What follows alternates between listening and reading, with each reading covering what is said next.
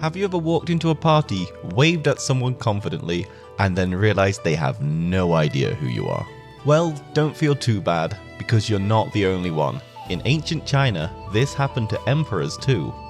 A lot. Because back then there was no TV, no newspaper, no Instagram, and not even a face on a coin.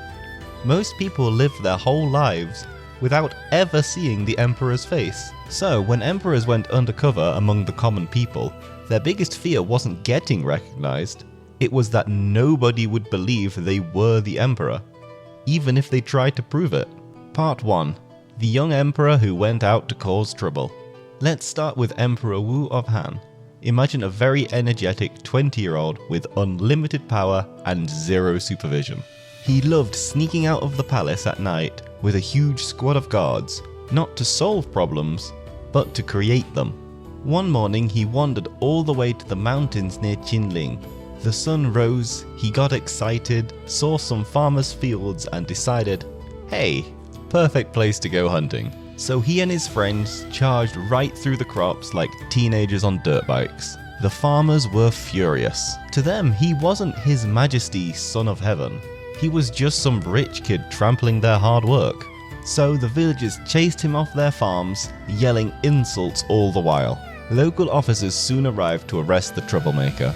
Finally, Emperor Wu panicked and tossed them something from his clothing, an imperial item that only the emperor could carry. The officers looked at it, froze, and realized that the punk kid they'd been running around after was actually the emperor.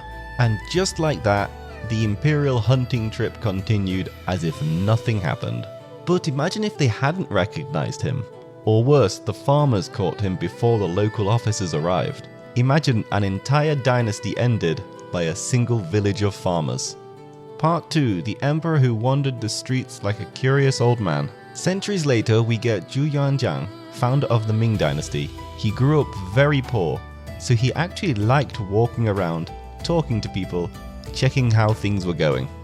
One day he saw a Taoist priest wearing a very stylish head wrap and thought, that hat is awesome, everybody should wear it. And very quickly it became a nationwide fashion trend. Another day, while strolling, he met a man from Suzhou and asked casually, so how's life going over there? The man sighed and said many people still admired Jiang Shiqiang, a rebel warlord who Zhu Yuanzhang had defeated.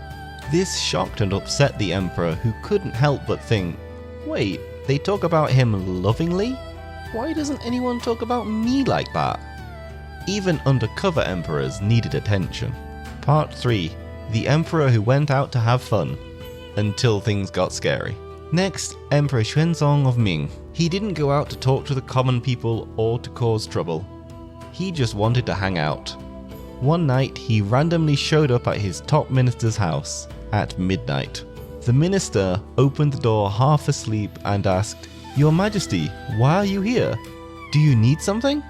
And the emperor basically said, relax, the empire is peaceful.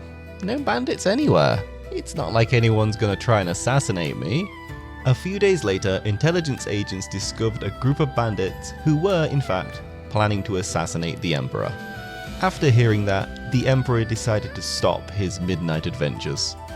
Part 4. The emperor who treated the palace like a hunting lodge. Finally, Emperor Wuzong of Ming. This guy's hobby was leaving the palace at night to go hunting. His poor ministers couldn't even keep up. By the time they'd gathered their things and chased after him, he was already miles away shooting arrows at deer. Part 5. Why nobody recognized them.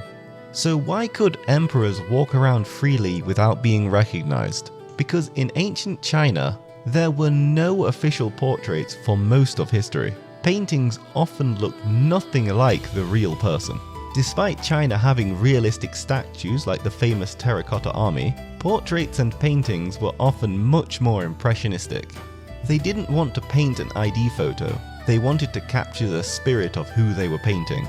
Unlike in the West, emperors didn't put their faces on coins. People rarely traveled, so they never saw the emperor in person. And if the emperor took off his imperial robes, he was just some guy. And honestly, if someone said, I am the emperor, most people would reply, sure you are, buddy. And I'm the Queen of England.